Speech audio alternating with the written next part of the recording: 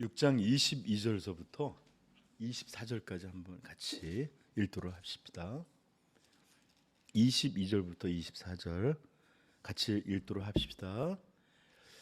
눈은 몸의 등불이니 그러므로 내 눈이 성하면 온몸이 밝을 것이요 눈이 나쁘면 온몸이 어두울 것이니 그러므로 내게 있는 빛이 어두우면 그 어둠이 얼마나 더하겠느냐. 한 사람이 두 주인을 섬기지 못할 것이니 혹 이를 미워하고 저를 사랑하거나 저를 경히 여김이라. 너희가 하나님과 재물을 겸하여 섬기지 못하느니라. 아멘. 제가 다시 한번 읽어드릴게요. 눈은 몸의 등불이니 그러므로 내 눈이 성하면 온몸이 밝을 것이요 눈이 나쁘면 온몸이 어두울 것이니 그러므로 내게 있는 빛이 어두우면 그 어둠이 얼마나 더하겠느냐.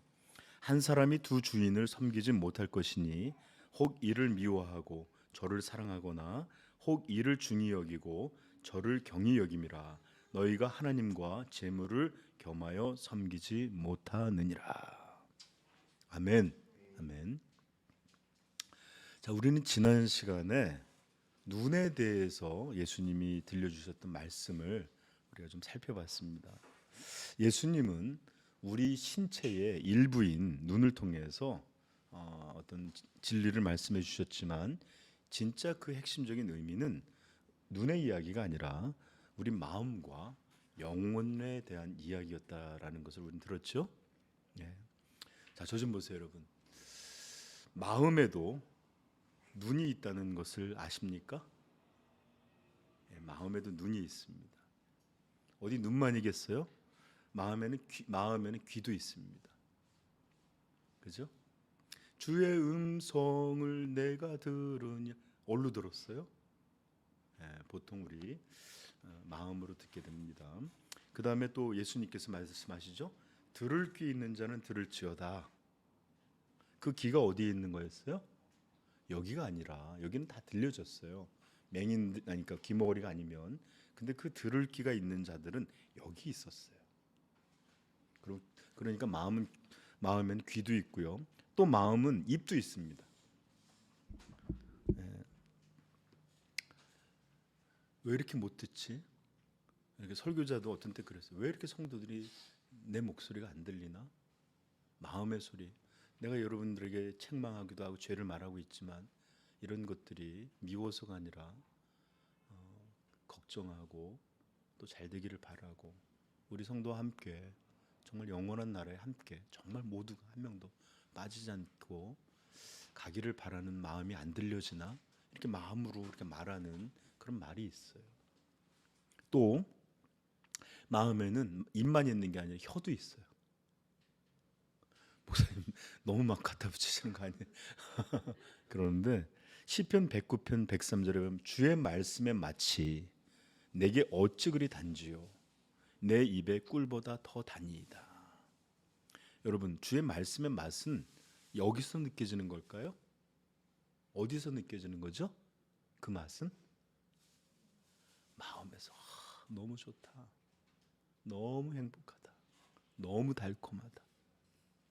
이건 입에서 느끼는 게 아니에요. 입에서 느끼는 최고는 꿀인데, 네, 내 입에 꿀보다, 또 다른 곳에서는 송이꿀보다 단이다 이런 말이 하는데 이건 마음에서 느껴지는 달콤함이에요. 마음엔 되게 다양한 게 있죠. 네. 다시 한번 원래 돌아가서 그러므로 마음에는 눈이 있어요. 마음에도. 마음에 눈이 있다는 건 뭘까요? 마음도 무엇인가 바라본다는 뜻이겠죠. 사실 마음에 뭐가 있다 이 얘기는 우리가 감각기관을 통해서 세상을 알고 또 그것에 기초해서 생각하고 이런 거기 때문에 실제로 우리의 마음도 그렇게 표현되고 그렇게 이해되는 거예요. 진짜 그런 이해하시겠죠? 그건 뭐 다음에 한 번 더 얘기하고, 마음에는 눈이 있는데 눈이 있다는 건 뭐죠? 무언가 바라본다는 거죠. 그죠? 우리 육체가 반드시 보아야만 앞으로 나아갈 수 있잖아요. 그렇죠? 눈이 없어서 보지 못하면 깜깜한 데서 움직일 수가 있습니까? 나아갈 수가 있습니까? 활동을 할 수가 있습니까? 못하죠? 눈이 있어서 빛이 들어오고 봐야만 움직일 수 있는 것처럼 우리 마음도 볼 수 있을 뿐만 아니라 반드시 보아야 합니다. 그래야만 우리 마음도 영혼도 나아갈 수 있고 행할 수 있고 움직일 수 있습니다. 어둠 가운데서는 안 돼요. 어둠 속에 갇혀 있을 때는 아무것도 행할 수가 없어요. 자, 우리 신앙도 보는 것이 정말로 중요합니다. 보는 것이. 우리 히브리서 한번 찾아볼까요? 히브리서 12장 1, 2절.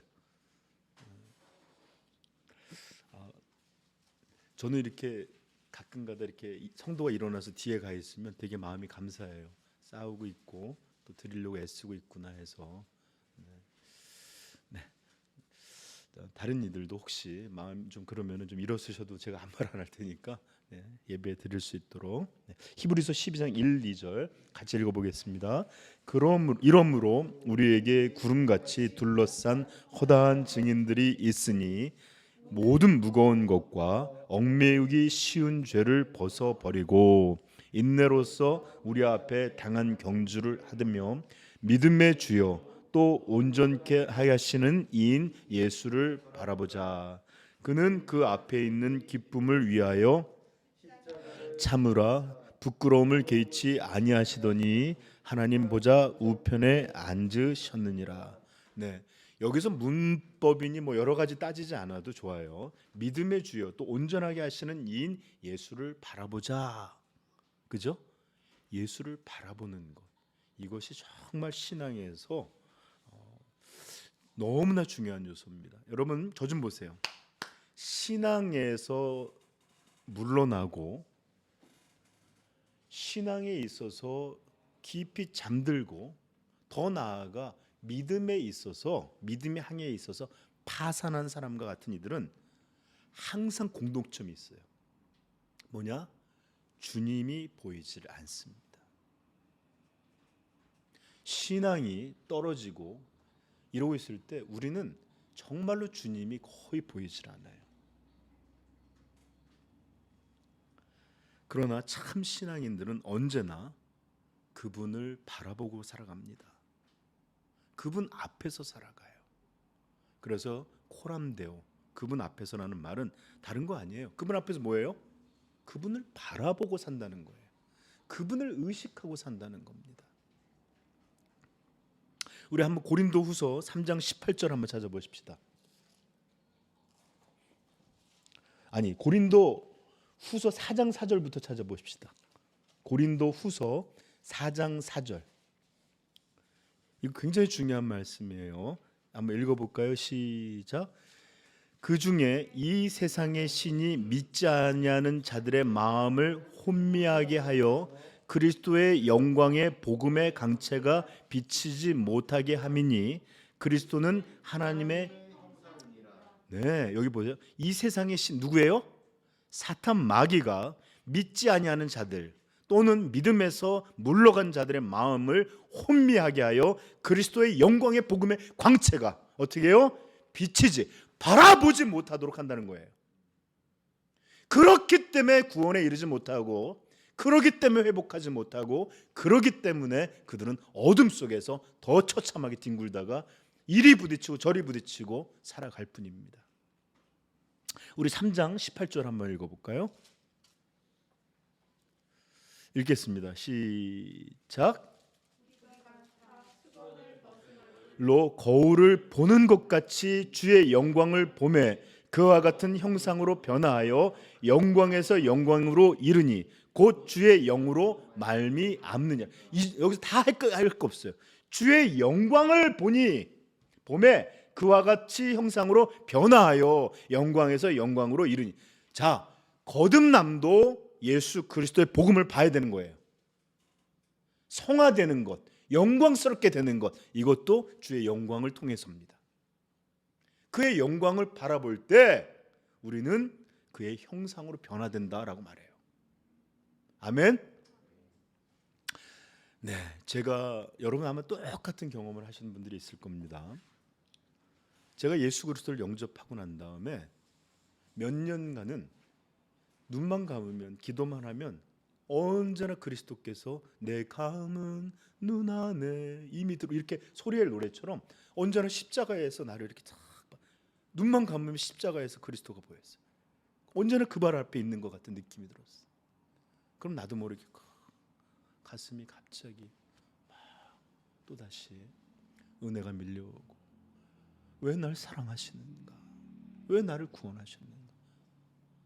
네, 정말로 주님이 언제나 보여요. 근데 요즘은 막 기도를 하고 있는데도 내가 뭐 어디다가 했는지를 모르겠어요. 주님 보이지 않을 때가 참 많네요. 다 무너짐의 문제입니다. 사도행전 7장 55절에는 찾아보실래요 여러분? 이것도 사도행전 7장 55절 56절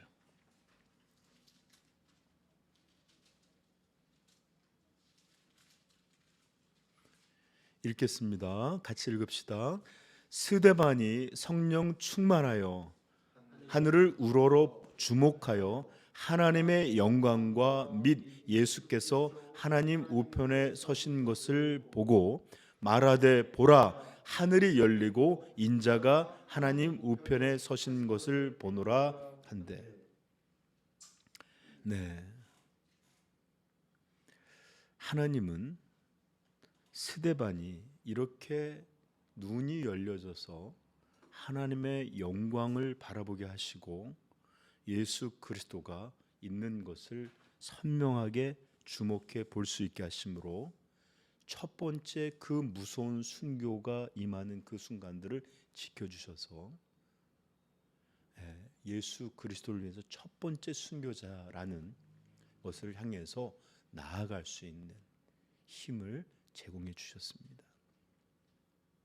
여러분, 우리가 이렇게 주의 얼굴을 바라볼 수 있는 것은 언제나 그것이 바라봄으로 말미암아 죄를 지켜주시고 또 온전하게 나아가는 것뿐만 아니라 이런 순간에도, 이렇게 죽음의 순간에도 하나님께서 그의 눈을 여셔서 하늘 보좌를 보게 하시고 또 예수 그리스도를 주목하게 하심으로 그를 지켜주셨습니다.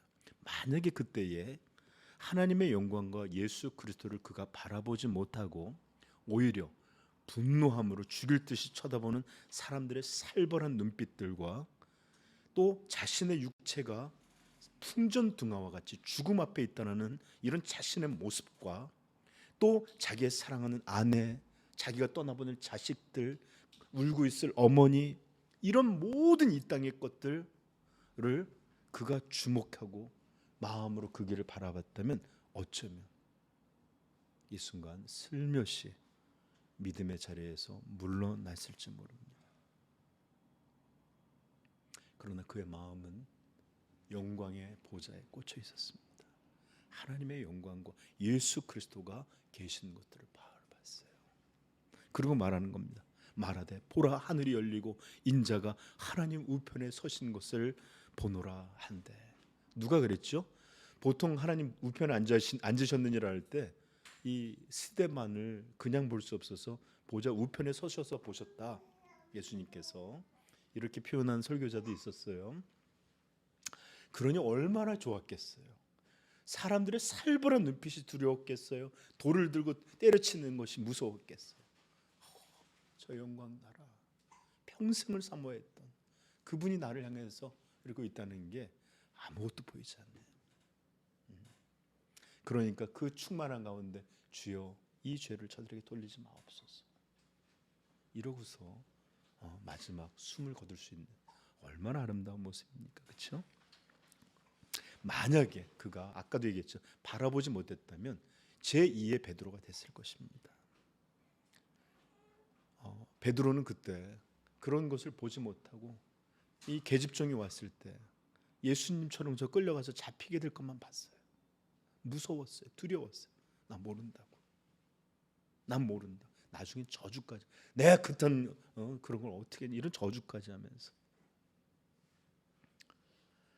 그러므로 우리의 마음의 눈은 반드시 하나님을 향하고 하나님을 바라보고 또 그것에 고정되어 있어야만 우리는 신앙을 이어갈 수 있고,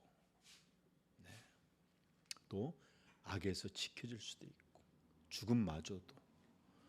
죽음에서마저도 우리를 온전한 곳으로 이끌어가는 그런 하나님의 능력으로 사용될 수 있습니다. 아멘. 그래, 보는 것이 이렇게 중요해. 보는 것이. 요한복음 3장에 보면 밤중에 예수님을 찾아온 한 이스라엘 선생이 있었습니다. 그 이름이 누구죠? 니고데모라고 불리는 이인데, 예수님은 그에게 뭐라고 말씀하셨느냐? 예수께서 대답하여 이르시되 진실로 진실로 내가 이르노니 사람이 거듭나지 아니하면 하나님의 나라를 뭐라고요? 볼 수 없느니라. 이 말은 다음에 보면 5절에 보면 들어갈 수 없다라는 표현을 해요. 근데 처음에는 볼 수 없다는 말씀하세요. 이것은 물론 거듭남을 통해 하나님 나라에 들어가고 또 그 나라의 일부 백성이 돼서 그의 일부가 된다는 것을 말하는 거예요. 그러나 저는 이 말씀은 또한 거듭남을 통해서 생명을 얻게 된 참 신자는 예를 들어서 거듭나지 아니하면 하나님 나라를 볼 수 없다 그랬죠. 그죠? 그러나 이 땅에서도 아직 하나님 나라 임하진 않았고, 그러니까 완전히 임하진 않았다 치더라도 이 땅에서 거듭난 자는 어디서든지 하나님의 나라를 볼 수 있다는 말이기도 해요. 그죠? 베드로후서 3장에 베드로는 이렇게 써놨는데 하나님의 날이 임하기를 바라보고 간절히 사모하라. 그날에 하늘이 불에 타서 풀어지고 물질이 뜨거운 불에 녹아지려니와 우리는 그의 약속대로 의가 있는 곳인 새 하늘과 새 땅을 바라보노라. 아멘. 네, 우리는 벌써 어디서든지 이 하나님의 나라를 볼 수 있게 된 사람들입니다. 그리고 이렇게 마음이 언제나 하나님 나라를 바라볼 수 있는 사람들은 이제 더 이상 그들의 이 진짜 마음의 눈이 하늘을 향해서 열려 있고 그 영광을 보았기 때문에 이 허무한 땅에, 이 썩어질 땅에, 이 사라질 땅에 더 이상 보물을 쌓아두지 않습니다. 그가 바라보는 하나님의 나라, 그 영광의 나라에 마음이 가 있기에 이제 그의 보물은 언제나 하늘에 쌓아지는 이런 일들이 일어나는 거예요. 그러므로 마음의 눈이 온전하면, 온 몸이라고 표현했지만 그의 마음과 영혼 전 존재가 빛으로 밝게 될 것이다 이 말이에요. 오직 하나님의 것만이 빛이십니다. 그분이 빛이시고 그의 말씀이 빛이시고 그의 나라가 빛이에요. 이것을 볼 수 없는 건 어둠입니다. 아멘. 네. 자, 그러나 이제 이렇게 눈이 좋으면, 눈이 성하면, 하나님 나라를 볼 수 있으면 빛이 오고 또 이렇게 되는데, 그러나 눈이 나쁘면 온 몸은, 우리 온 존재는 어두울 것이에요. 당연하죠, 그렇죠? 한번 읽어보십시다. 6장, 마태복음 6장 23절. 눈이 나쁘면 온 몸이 것이니 온 몸이 어두울 것. 당연하죠, 그렇죠? 네. 보지 못하는 그런 게 어둠밖에 더 있겠어요, 그렇죠? 확인해 볼까요? 눈 감으면 어두워요, 밝아요? 네, 어둡죠. 자, 포네로스라는 말은 나쁜 상태에 있다는 말이에요. 병든, 나쁜, 심지어는 도덕적인 의미까지 쓰는데 악한, 사악한 이런 의미로도 쓰이는 말입니다. 저는 눈이 성하면 이러면 눈이 온전치 못하면 이런 뜻이잖아요. 근데 여기다가는 더 직접적이고 강조된 표현으로 눈이 나쁘면 이런 표현을 썼어요. 그냥 성하지 못하다라는 의미를 말하는 것인데 오히려 나쁘면이라는 말로 쓰면서 더욱 이것이 강조되어 있는 겁니다. 눈에 잘못된 것이. 자, 그래요. 우리 신체 기관이 보지 못하면 우리는 아까도 얘기했지만 어둠 속에 살 수밖에 없어요. 그러나 우리의 마음에도 진리를 통해서 하나님, 이 성령께서 진리를 통해서 하나님 나라를 우리에게 온전히 드러내시고 보여주는 역사가 없으면 우리의 영혼은 어둠 그 자체예요. 깨닫는 게 없어요. 하나님의 진리도 없고 빛이신 예수 그리스도의 영광도 없고, 이럴 때 우리는 어둠 속에서 헤매는 것처럼 하는 일들마다 엉망으로 해요. 하나님의 뜻이 전혀 드러나지 않고 행하는 일들마다 세상 일, 육신의 일, 사망의 일밖에 못 만들어요. 이게 어둠의 특징입니다. 어디든 가면 부딪히고 자빠지고 하는 것처럼 빛이 있어야만 참된 삶에 이르거든요. 어둠은 우리의 삶에 사망을 만드는 일들을 만들 뿐입니다. 자, 이렇게 보지 못하게 하는 나쁜 눈은 그들에게 어둠을 덮여 있게 하는데, 여기서는 그냥 이런 뜻입니다. 그냥 볼 수 없다는 뜻이 아니라 우리에게 무언가 더 나쁜 것으로 덮여 있다. 그렇다면 어떻게 되겠느냐, 이런 뜻이에요. 여러분, 제가 저 좀 보세요. 저는 이렇게 안경을 벗으면 여기서 보이는 게 하나도 없어요. 초점 맞춰지는 게 없어요. 심지어 책도 제가 어느 정도 해야 되면 이렇게 제가 손바닥 보는 것도 한 20cm 안에, 10몇 cm 안에 들어와야만 형체를 파악할 수 있을 정도로 눈이 그렇게 나빠요. 그런데 제가 이렇게 나쁜 눈에다가 여기다가 갑자기 선글라스를 끼게 되면 어떻게 될까요? 예? 깜깜한 어떤 걸. 그러면 얼마나 안 보이는 거에 도수 없는 말이에요. 목사님, 그래도 그 도수 있으면 더 나은 거 아니에요? 이렇게 좀 제가 도수 없는 그 선글라스를 까만 걸 쓰면 어떻게, 정말 안 보일 거예요. 그죠? 제 선글라스가 도수도 떨어지는데 종종 너무 시커매서 터널 들어가면 거의 안 보일 때가 있어요. 이런 것처럼 나쁜 눈, 성하지 못한 거에, 그러니까 온전치 못한 거에 나쁜 눈이라면 얼마나 더 안 보이겠어요, 그렇죠? 눈이 온전치 못한 데다가 나쁜 눈이란 뭐냐? 탐욕과 탐심들, 욕심, 욕망, 이런 것들로 덧입혀진, 오히려 성하게 하나님 나라가 잘 안 보이는 이런 정도가 아니라 눈이 하나님의 나라가 아닌 탐욕과 탐심과 욕망, 이런 것들로, 나쁜 눈으로 그런 것들을 바라보고 있다면, 네? 그의 영혼은 얼마나 더 어둡겠어요. 희미해도 문제인데, 잘 보지 못해서 희미해도 문제인데, 그런 문제가 아니라 오히려 그가 바라보는데 이것이 탐욕에, 소돔에, 이런 것들을 바라보고 살아간다. 그럼 그의 영혼은 얼마나 짙은 어둠 속에 있겠느냐. 여러분, 이것을 신앙적인 의미로, 만약 우리 그리스도인들이 신앙이 잠들고 게을러져서 나태함에 빠져 있을 때 우리는 참된 것이 잘 보이지 않아요. 하나님 나라든 하나님이든 잘 보이지 않아요. 정말로 다시 한번 말씀드리지만, 신앙이 무너져 있을 때 하나님의 아름다움 절대 볼 수 없습니다. 하나님의 나라와 예수 그리스도 안에 있는 이런 것들이 좋게 보일 수가 없어요.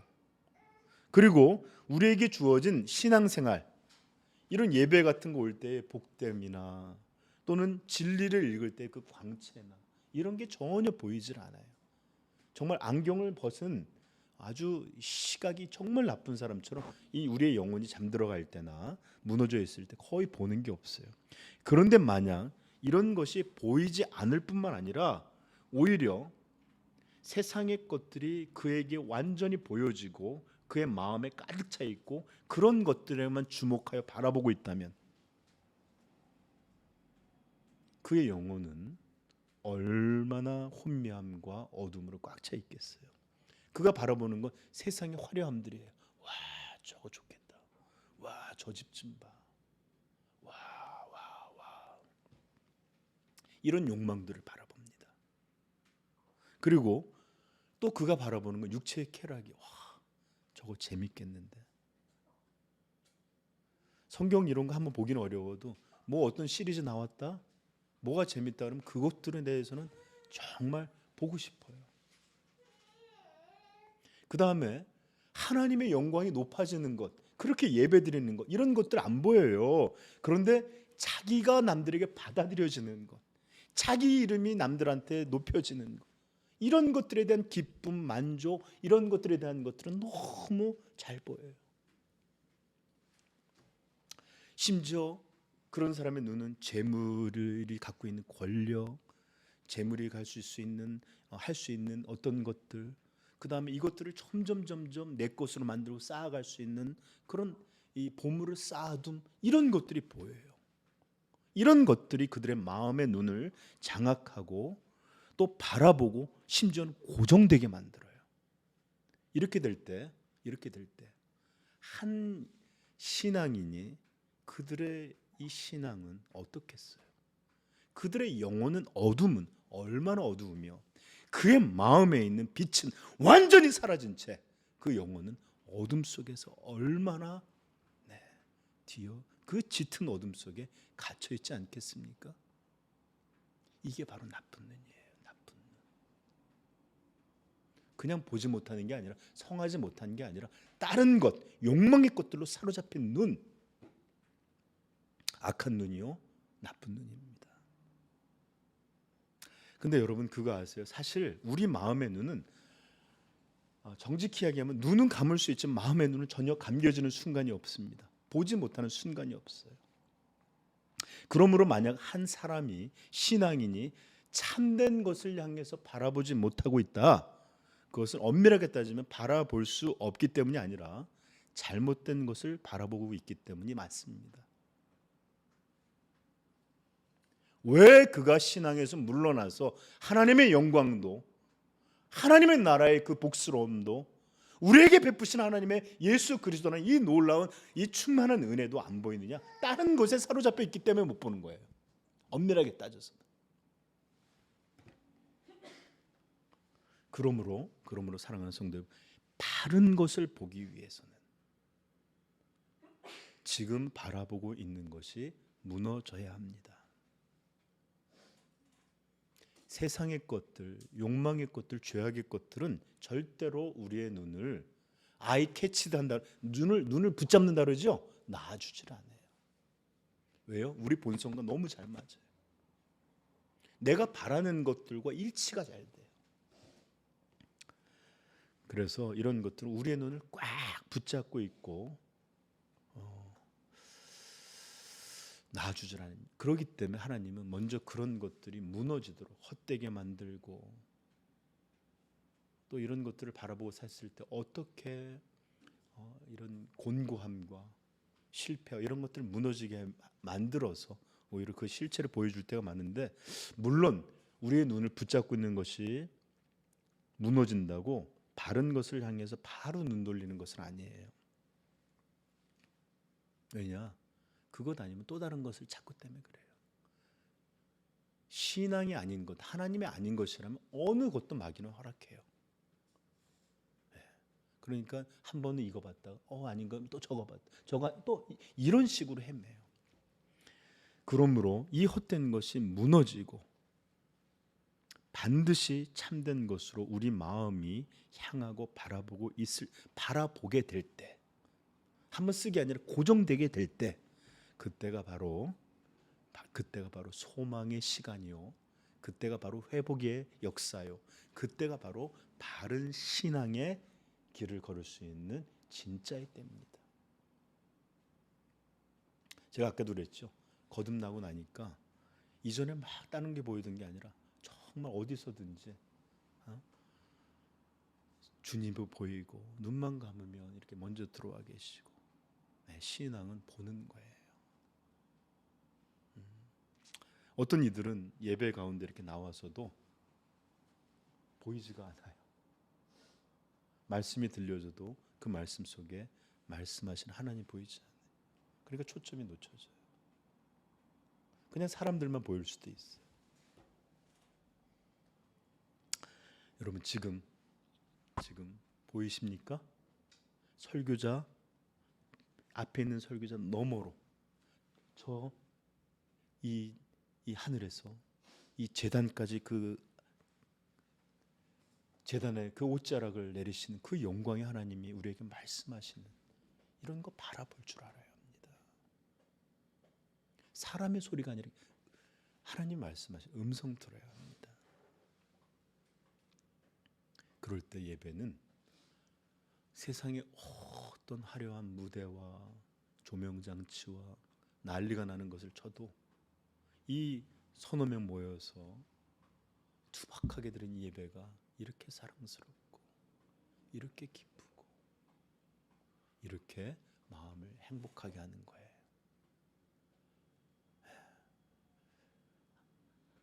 마음이 바라볼 수 있고 듣고 느낄 수 있으므로 환한 빛의 영광, 그 빛의 충만함이 여러분 영혼 가운데 가득하기를 축복합니다.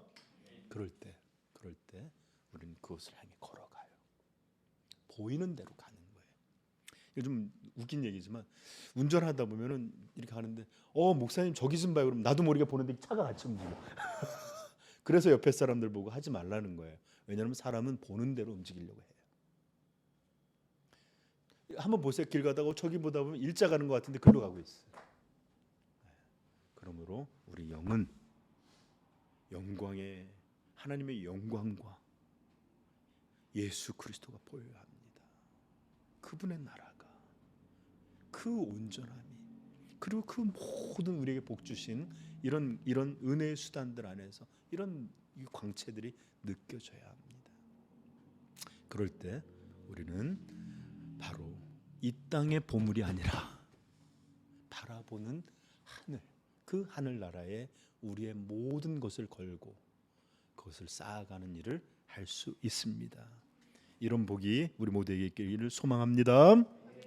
자, 이렇게 예수님은 처음에 보물을 어디에 쌓을 것인지로 새로운 단락을 우리에게 시작해 주셨어요. 그렇죠? 한번 다시 읽어보면 너희를 위하여 보물을 땅에 쌓아두지 말라. 거기는 좀과 동록이 해하며 도둑이 구멍을 뚫고 도둑질하느니라. 오직 너희를 위하여 보물을 하늘에 쌓아두라. 거기는 좀이나 동록이 해하지 못하며 도둑이 구멍을 뚫지도 못하고 도둑질도 못하느니라. 너의 보물이 있는 곳에, 보물이 있는 그곳에는 내 마음도 있느니라.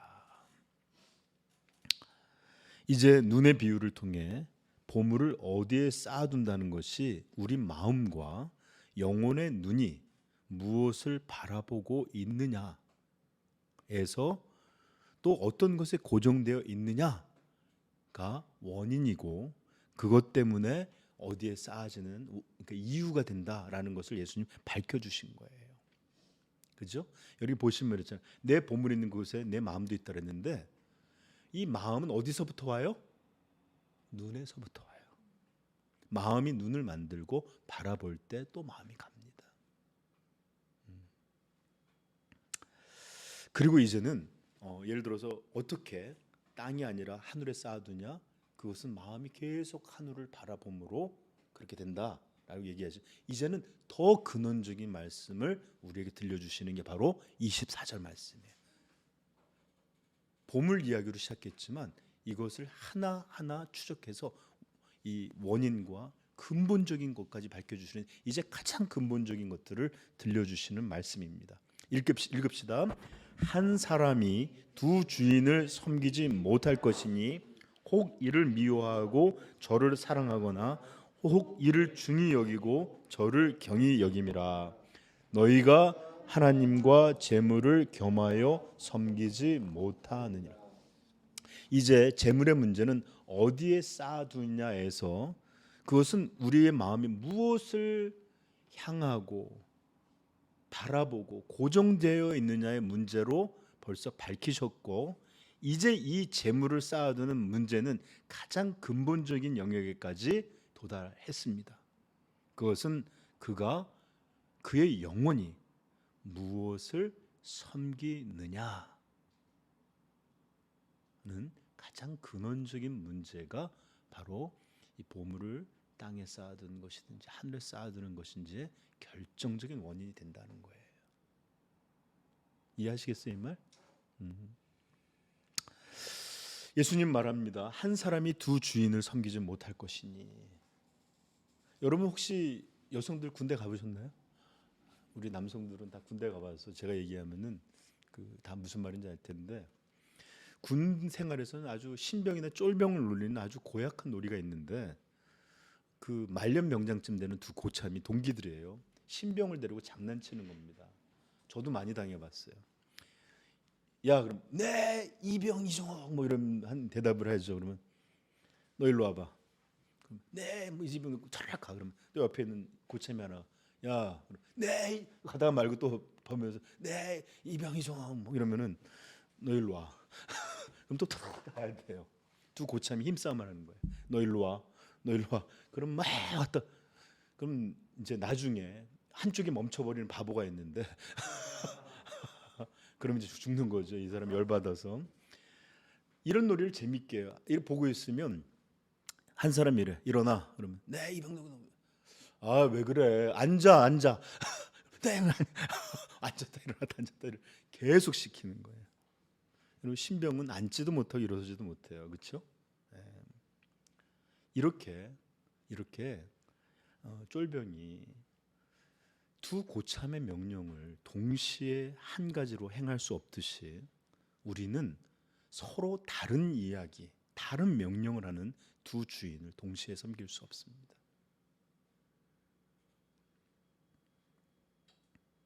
한 주인은 우리에게 거룩하고 영광스럽고 온전한 것으로 오라 라고 말하는데, 다른 주인은 즐겨라, 누려라, 멋대로 해라, 이렇게 우리에게 말합니다. 듣기 좋은 명령은 다른 것이지만 이 두 개가 일치할 수 없는 명령을 주셔요. 여러분, 저는 조금 재미나게 설명했지만 이 하나님과 재물은 완전히 두 가지 다른 극단으로서 우리에게 전혀 다른 명을 들려주고 우리에게 전혀 다른 이야기를 합니다. 그래서 우리는 반드시 한 가지를 결정해야 되는데, 그 고참에서는 둘이 하나를 결정하면 안 되지만 이 세계에서는 반드시 하나를 결정할 수밖에 없습니다. 하나님을 사랑하고 재물을 향하여서는, 다른 주인을 향하여서 미워하든지, 또는 재물을 사랑하고 다른 주인인 하나님을 미워하든지, 또는 하나님을 가장 중요한 분, 소중한 분으로 여기고 재물은 하찮은 것, 가벼운 것으로 여기든지, 반대로 재물을 가장 중요하고 소중한 것으로 여기고 하나님을 믿는 것, 하나님의 명령을 따르는 것, 하나님의 이 신앙생활하는 걸 하찮고 가볍게 여기든지. 잘 들으세요. 하나님의 종이 되든지, 이 재물이라고 부르는 만몬인데 만몬의 종이 되든지, 둘 중 하나뿐이지 이 두 개 다 섬길 수는 없습니다.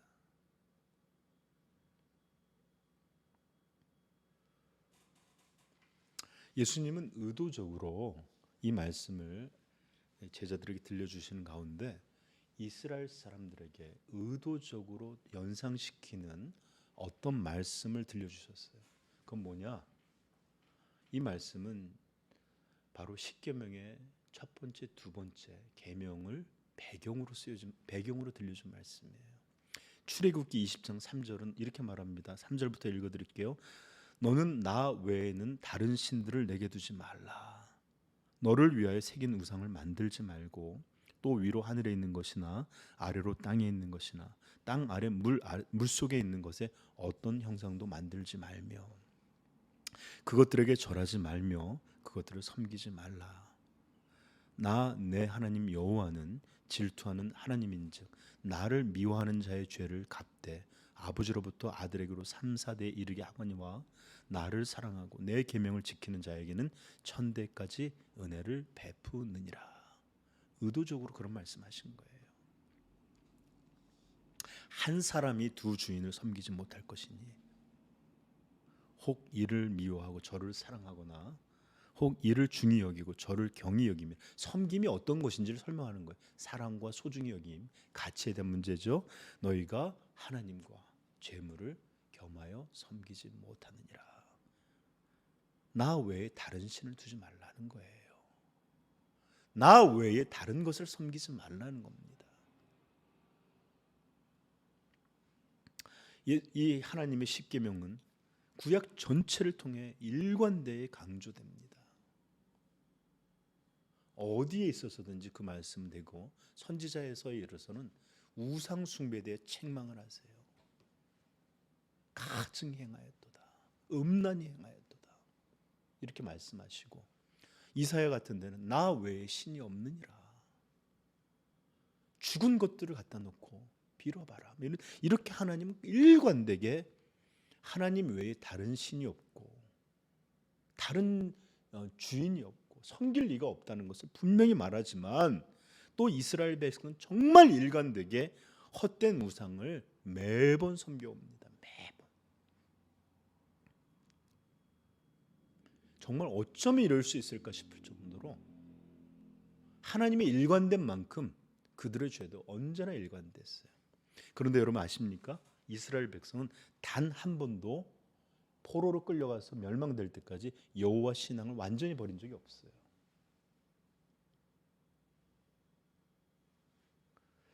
다만 그들의 문제는 여호와 하나님을 섬기면서 바알을, 여호와 하나님을 이렇게 제사 드리면서 아사라를, 여호와 하나님 앞에 경배하면서 일월 성신을, 여호와 하나님 앞에 나아오면서 이방의 신들을 함께 섬겨왔을 뿐이, 함께.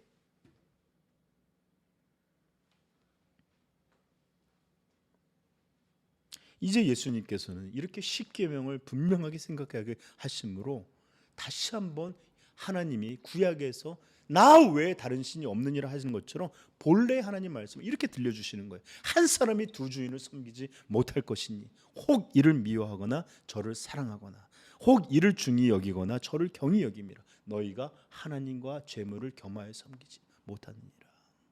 나 외에 다른 신이 없다는 겁니다. 나 외에 다른 것을 섬겨서는 안 된다는 말이에요. 백성들은. 그래요, 여러분 잘 들으세요. 우리는 우상과 하나님을 동시에 섬길 수 없습니다. 어떻게 더러움과 거룩함이 하나가 될 수 있고, 어떻게 정욕과 순결이 하나가 될 수 있고, 어떻게 탐심과 심령의 가난함이 하나가 되어서 동시에 섬길 수 있습니까? 이것은 성경의 이야기도 아니고 예수께서 선명하고 밝혀주신 그런 진리의 말이에요. 그런데 현대 교인들은 새로운 교리를 창작해냈어요. 신구약 어디에도 없는 새로운 교리를 만들고 새로운 복음을 들려주기 시작합니다. 오늘날 교회들은 교회의 주인 대신, 머리 대신 그분의 말씀을 무시하고 마치 하나님과 재물을 동시에 섬길 수 있느니라 라는 말처럼 들려줍니다.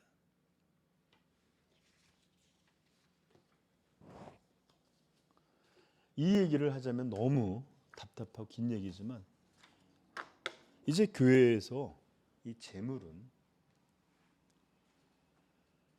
신앙 못지않게 중대한 문제가 되었습니다. 신앙 좋다고 재직 맞는 거 아니잖아요. 그죠? 교회들.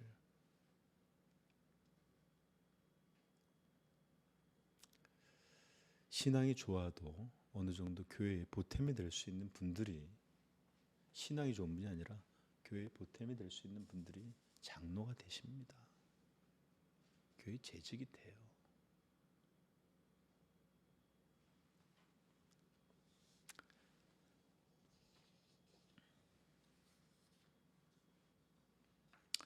제가 아는 어떤 교회는 그 교회 아동부 출신으로 가서 그 교회에서 평생을 사신 분인데, 그분이 직장을 안 구하시고 교회 사찰이 되셨네요. 새벽 예배, 모든 예배 잘 들으시고 정말 신앙이 좋으신 분이에요.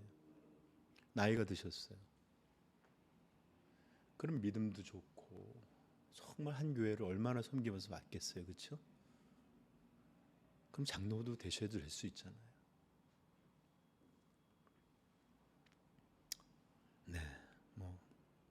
그런데 한국 교회 현실이 그렇지 못해요. 어떻게 사찰이 장로가 되니? 이런 방식이에요.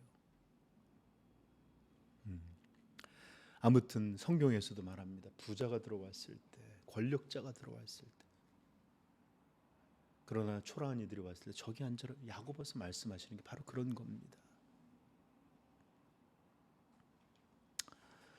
아무튼 오늘날에는 이 재물이 마치 신앙만큼 중요한 것으로 여겨지고, 또 그렇게 성도들에게도 이 두 가지가 같이 이루어질 수 있는 것처럼 문을 열어줬기 때문에 이제 그런 일들은 아주 비일비재합니다. 제가 여러분 신앙생활하면서 아니면 사역을 하면서 가장 참 들었던 이상한 말들 중에 여러 가지 하나만 소개해 드릴게요. 돈 버는 게 죄입니까? 그럼 굶어 죽으란 말이에요? 재물이 아니라 하나님을 섬겨야, 이런 얘기합니다. 그러면 꼭 그리스도인들은 가난해야만 합니까? 부자 되는 게 잘못이에요? 이런 말 들었습니다. 또 어떤 이들이 이렇게 말해요. 그럼 그리스도인들은 그러면 생업은 그냥 대충 하고 열심히 안 하고 교회 생활만 열심히 하면 된다는 말입니까? 이런 얘기부터 해서 정말 많은 얘기를 들어요. 근데 여러분 한번 물어봅시다. 주님이 그런 얘기를 단 한 번이라도 한 적이 있습니까?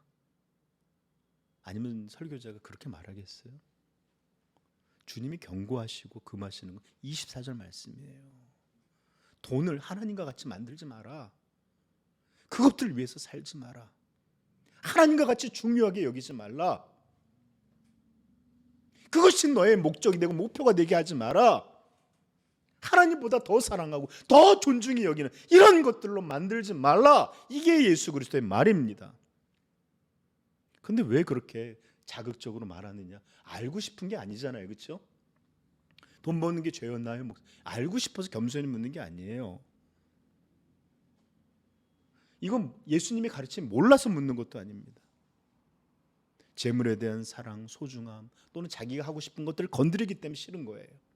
이런 것들을 잘못됐다고 말하는 거기 때문에 화내는 것이고, 이런 것들이 반감이 생기니까 말들에 대해서 그러면 어떡하는, 이런 식으로 반감을 나타내는 말이에요. 화내듯이.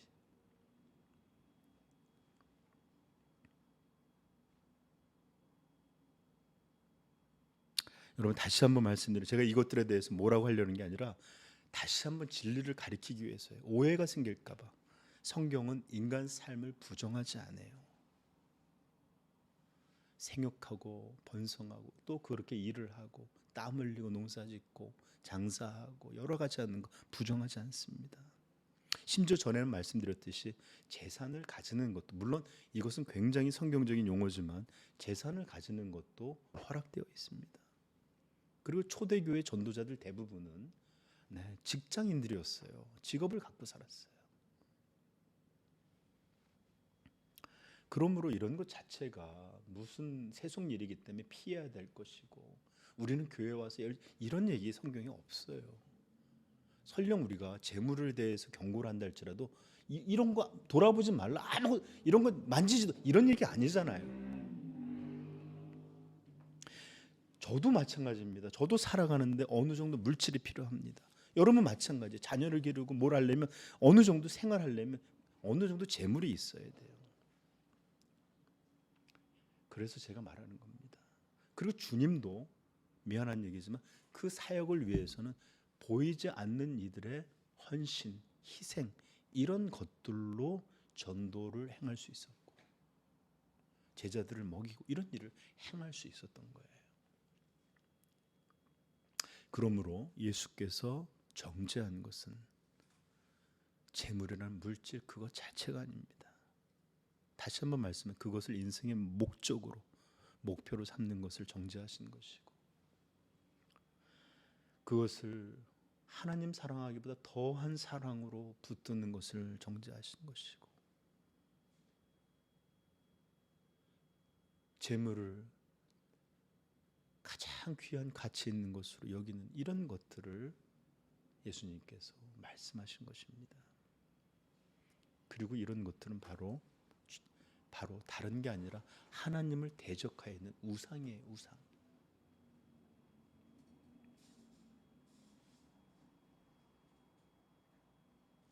여러분, 우리가 돈 버는 것에 대한 열심, 돈 버는 것에 대한 책임, 이것의 반만, 신앙의 일에 정말 이것의 반만이라도, 우리 돈 벌 때 그렇게 함부로 안 살아요. 자기 맡겨진 일, 돈 받고 하는 일.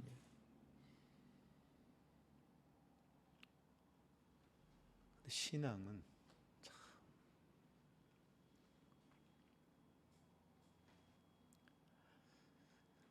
이런 것들 안에 벌써 우리 안에 다른 것을 섬기는 것이 있어요. 벌써. 여러분, 이런 것들은 우상입니다.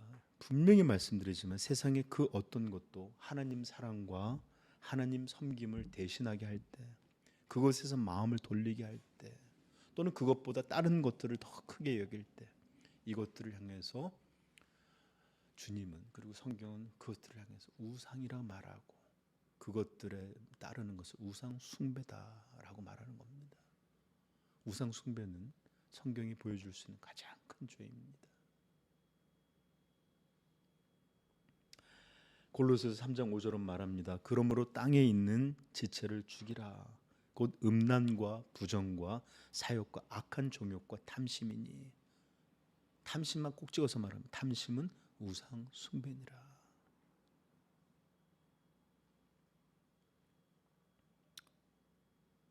그러므로 사랑하는 성도 여러분, 한 사람이 두 주인을 섬기지 못한다. 이 얘기는 거꾸로 하나님을 향한 온전한 섬김이 이루어지지 않고 있다. 다른 거 섬기고 있다는 얘기예요. 여러분, 진지하게 돌아볼 수 있어야 합니다. 저는 여러분에게 혹시 재물을 섬기고 있는지 또는 하나님을 참되게 섬기고 있는지 알고 싶은 분들이 있습니까? 저는 그래서 분별할 수 있는 말씀을 준비했는데 시간이 해도 되겠죠? 시간이 아직 반까지 웬만하면 끝내도록 제가 빨리 달려보겠습니다. 마가복음 한번 가볼까요? 10장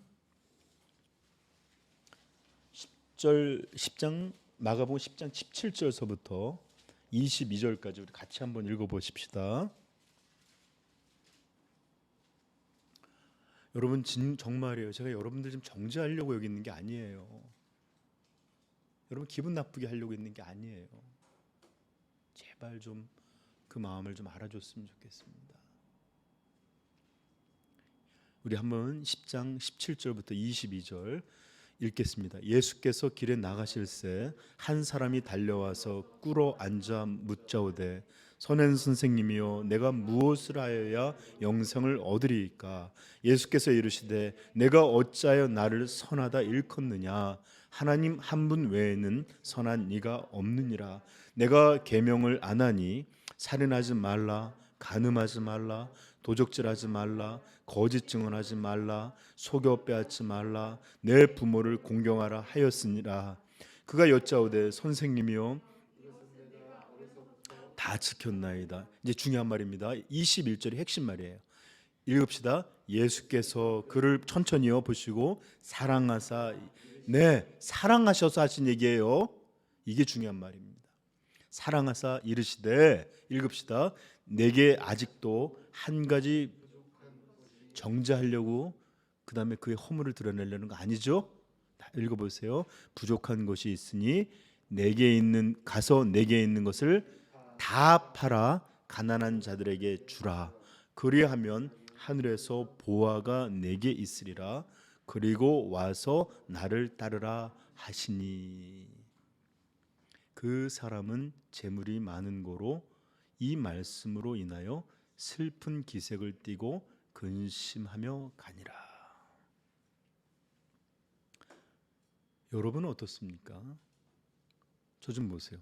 예수님을 믿는 길, 예수님을 따르는 길이 이렇게 부자 청년에게 말하는 것처럼 우리의 전부를 버리고 그래야만 예수 그리스도의 제자가 되어 따를 수 있다. 그래도 여전히 여러분들은 주님을 따르시겠습니까? 아파트를 팔아치우고 있는 자동차를 없애고 아이들을 위해서 조금 재축한 이런 것들 다 없애고 여기서 너의 재산 일부를 팔아가 아니에요. 내게 있는 것을 다 팔아예요. 여러분, 너에 있는 모든 재물을 팔아라, 버려라. 심지어 너 지금 가족 이루고 있지만 나를 따라라. 아내도 자식도 남편도 버리고 따르라. 너 명예, 너가 편할 수 있는 안락, 심지어는 너의 생명까지도 다 버리고 나를 따르라. 여러분, 이런다면 예수님을 따를 사람이 도대체 몇 명이 있겠어요? 전 자신합니다. 오늘날의 교회 거의 없어질 거예요. 이것만이 우리가 모든 교회가 동일하게 이것만이 주님을 따르는 길이라고 가리키면 교회는 거의 남아있는 사람 없을 겁니다. 목회자들도 대반이 없어질 거예요. 왜냐하면 살해받지 못할 거니까. 그리고 또 여러 가지로 그럴 테니까. 그런데 여러분 아십니까? 이 길만이 주님을 따르는 유일한 길이에요. 목사님 무슨 여러분 우리는 부자 청년과 같이 지금 다 팔고 올라는 그런 명령은 듣지 않았지만 우리는 똑같은 수준의 명령을 받았어요. 그리고 우리는 때가 되면 반드시 순종해야 돼요. 마태복음 16장 24절 같이 읽어봅시다. 마태복음 16장 24절.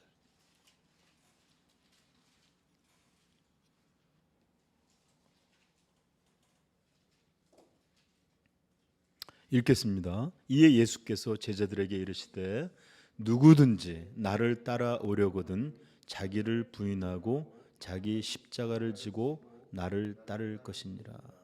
이게 그냥 간단한 말이 아님을 밑에 말했는데 25절 누구든지 제 목숨을 구원하고자 하면 잃을 것이요 누구든지 나를 위하여 제 목숨을 잊으면 찾으리라. 십자가 진다는 건 목숨 걸으라는 얘기예요. 목숨 버려두고 오라는 얘기입니다. 이게 예수님을 따르는 유일한 길이에요. 제가 무슨 말 하는지 알겠죠? 목숨도 버릴 수 있는데 재물? 목숨도 버려두고 와야 되는데 다른 것?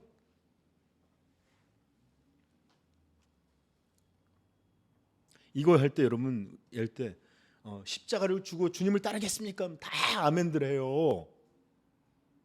근데 아파트 갖고 와서 주님 앞에 바치겠습니까? 아니면 그것을 이웃에게 나눠주고 다 빈손으로 주님 따르겠습니까? 그 신학적으로 맞아요? 이런 식으로 생각할지 모르겠어요.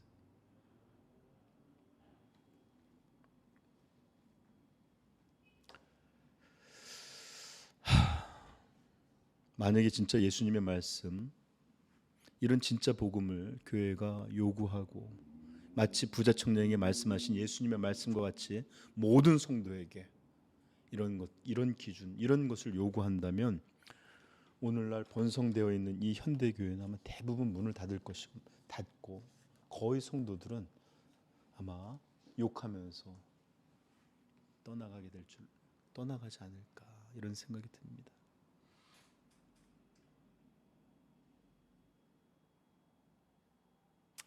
자, 이제 여러분 심각한 질문을 한번 물어봅시다. 우리 교회는 어떨까요? 모든 것을 다 버려야 된다. 그래야만 주님을 따를 수 있다. 십자가 지고 죽음을 걸고서 믿어야 한다. 얼마나 남아있게 될까요?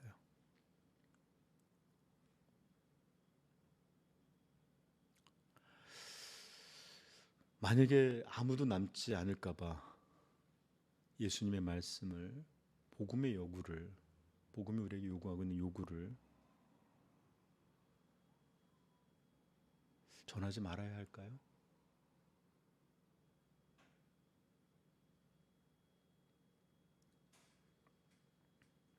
만약 바르게 전해서 닥치게 될 현실이 아무도 남지 않는 빈 교회라면 그래도 전해야 할까요?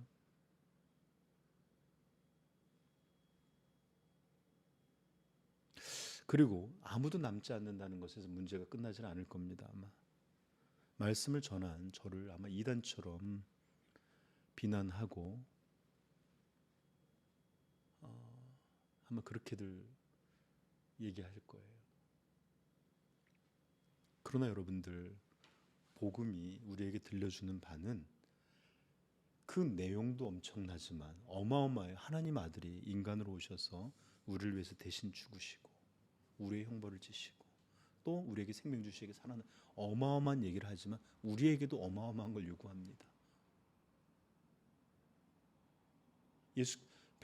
바울 사도 말하지 않습니까? 내가 십자가에 못 박혔다. 이게 우리 주님이 요구하는 거예요. 이 땅의 모든 것을 버려라. 재물은 너의 주인이 될 수 없다. 쾌락은 너의 주인이 될 수 없다. 이 모든 가짜 신들이다.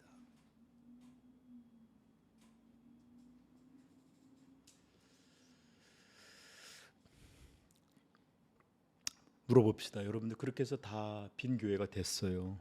다른 교회도 그렇고 우리 교회도 혹도 나가서 다른 곳에 다른 교회에서 신앙생활을 하면서 이제 큰 부담도 없고 그냥 생각하듯이 그냥 11조나 열심히 내고 주일 헌금이나 하고, 그래서 또 많은 걸 요구하지 않으니까 내 개인의 삶과 신앙이 조화를 이룰 수 있고, 또 내가 살아가는데 세상을 떠나 살 수는 없잖아요. 세상과 또 교회 생활이 조화를 이룰 수 있고, 또 물질도 하나님도 조화롭게 어느 정도 나눠서 이렇게 섬기고 살아갈 수 있는, 이러고 나니까 참 신앙도 좋고 교회 갈 때마다 행복하고, 이렇게 살아가고 있다면 이건 정말 복음적인 일일까요?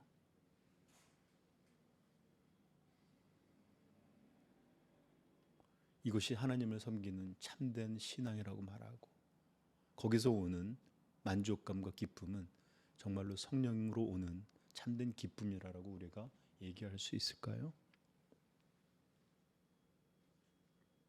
오늘 예수님은 본문을 통해서 분명하게 말씀해 주셨습니다. 한 사람이 두 주인을 섬기지 못할 것이니 혹 이를 미워하고 저를 사랑하거나 혹 이를 중히 여기고 저를 경히 여김이라. 너희가 하나님과 재물을 겸하여 섬기지 못하느니라. 여러분, 여기서 이제 말씀 맞겠지만 재물만이 문제는 아니에요. 어떤 것도 하나님과 겸하여 섬길 수 없습니다. 하나님은 분명히 나 외에 다른 신을 두지 말라 했어요.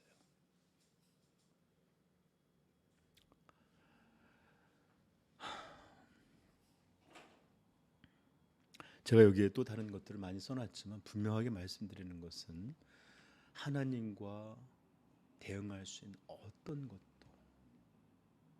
것도 여러분 만드셔서는 안 돼요. 그렇죠? 그것이 돈이든 그것이 쾌락이든 그것이 가족이나 자녀든 어떤 것이든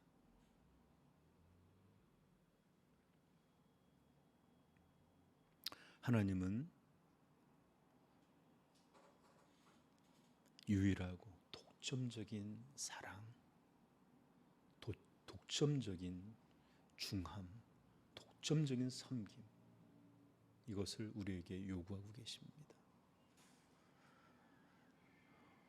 여러분, 제발 우리 하나님만 섬기시기를 축복합니다. 그분만 사랑하고 그분만 소중히 여기고, 나머지 우리의 중심을 차지하려는 것들은, 하나님 아닌 우리의 섬김을 요구하는 것들은 우리가 미워하고 하찮게 가볍게 여길 수 있기를 간절히 축복합니다. 왜냐? 이분만이 참 하나님이고, 이분이 이렇게 요구하는 것은 우리에게 진짜 생명과 진짜 복되을 주기 위해서예요. 이분만이 참 생명이세요. 오직 주님만이 참된 기쁨과 행복을 주시는 영광의 하나님이십니다. 다른 것은 우리에게 약속하지만 사망과 저주를 만들 뿐이에요. 너는 나만 보아라. 너는 나만 섬기라. 나만 사랑하라. 나만 중히 여기라. 사랑 때문에 하시는 얘기예요. 사랑 때문에.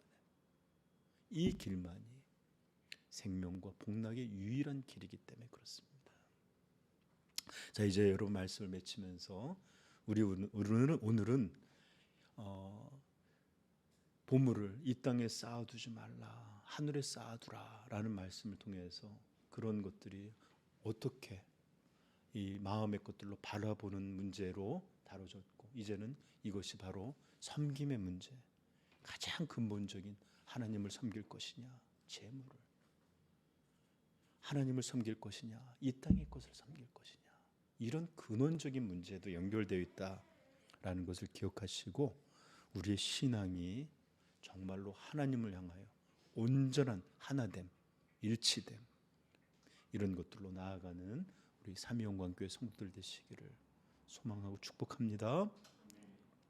이 질서 안에 있을 때 재물도, 관계들도, 가족들도, 모든 것이 하나님의 뜻 안에서 질서를 갖고 아름답게 이루어지고 영광으로 나아가게 될 거예요.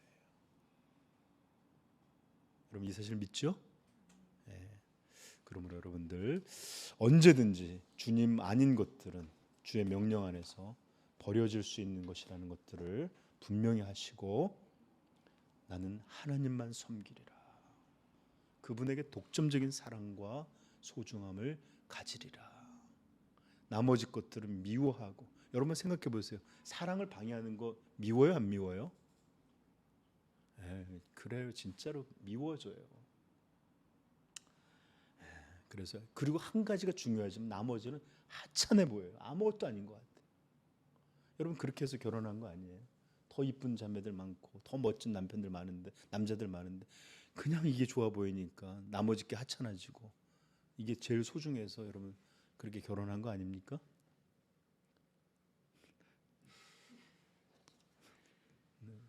좀 연기를 또 하십시오. 농담이고, 그럴 수 있겠죠. 이런 원리처럼 여러분 정말로 여러분들 하나님만을 참되게 섬기는 우리 삼위영광교회 되기를 소망합니다. 정말로 모든 것을 드리라 하고 모든 생명까지 바치라 해도 우리 교회는 끝까지 그 주님의 부르심 앞에 한 명도 낙오되지 않고, 주여 내 모든 것을 받으소서. 나는 이미 예수 믿을 때 그리스도의 십자가 안에 함께 못 박힌 자예요. 이 땅의 삶에서는 죽은 자이니이다. 내 모든 것을 가지소서. 이렇게 고백할 줄 아는 모든 우리 삼위영광교회 성도 되기를 소망합니다. 같이 기도하십시다.